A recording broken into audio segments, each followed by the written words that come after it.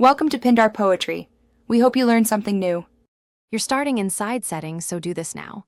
Unlock your iPhone 15 and open settings, then tap display and brightness. Once there, look for eye protection near True Tone and Night Shift. It's the dedicated blue light control on EU iPhones and some regions. Tap eye protection to open detailed options.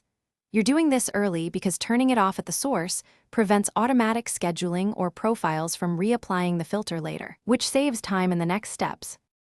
Now that you're inside eye protection, flip the main toggle to off and watch the screen revert to normal color temperature. That visual change confirms it. Once done, also tap schedule and choose off so it won't turn back on automatically at sunset or on a timer. Make sure True Tone or Night Shift aren't also active because they can mimic the same warmth. If you use focus or a profile, check those two so nothing else reapplies a blue light filter.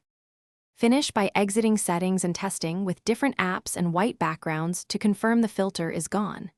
If the toggle won't stick or the screen still looks warm, restart the iPhone and make sure iOS is updated. Bugs can cause stubborn settings. If problems persist, check accessibility display options and any focus automations that might trigger eye protection.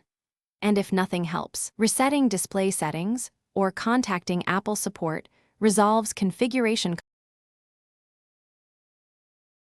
Thanks for watching. Consider subscribing if we helped you.